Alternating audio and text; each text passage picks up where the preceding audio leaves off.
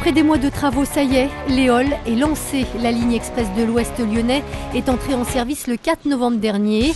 Deux nouveaux bus, le C24E et le 73E, sont venus renforcer le réseau aux heures de pointe.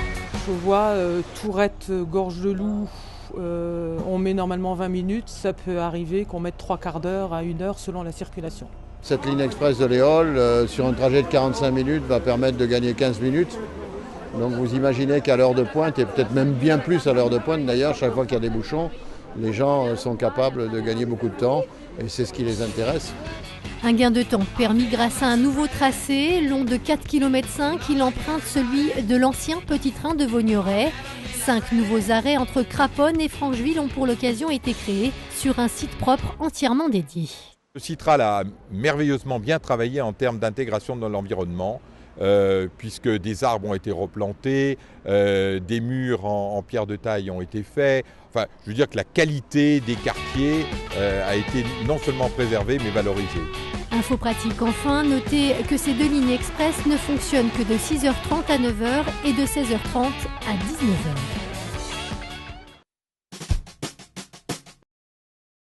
Il y aura une marche, tout le long. Et puis après on arrive à la partie belvédère.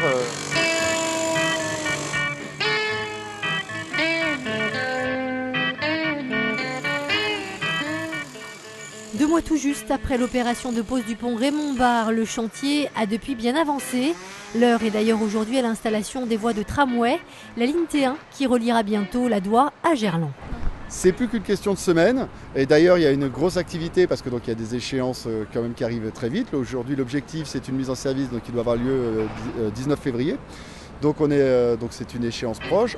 Il faut donc terminer bien sûr les travaux et puis ensuite faire toute la partie essai. Des essais à blanc qui devraient se dérouler mi-décembre. Côté Motte-Doux, les pistes dédiées aux piétons et aux deux roues terminent d'être aménagées, tout comme les garde-corps et l'éclairage, l'autre caractéristique de cet ouvrage. Il y aura des éclairages de mise en valeur sur le garde-corps, des éclairages, donc je le disais, sur l'arc, et puis plus sur les mâts d'éclairage qui eux-mêmes seront équipés de pointes bleues qui vont donner une ligne bleue qui suivra donc la ligne de l'ouvrage. Une réalisation que les Lyonnais pourront d'ailleurs découvrir pour la fête des Lumières. Le 8 décembre, il en est encore question dans cette émission puisque sachez que les transports seront entièrement gratuits dimanche à partir de 16h. Notez par ailleurs qu'un ticket TCL en fait sera mis en place les 6, 7 et 9 décembre pour un tarif unique de 2,70 € dès 16h.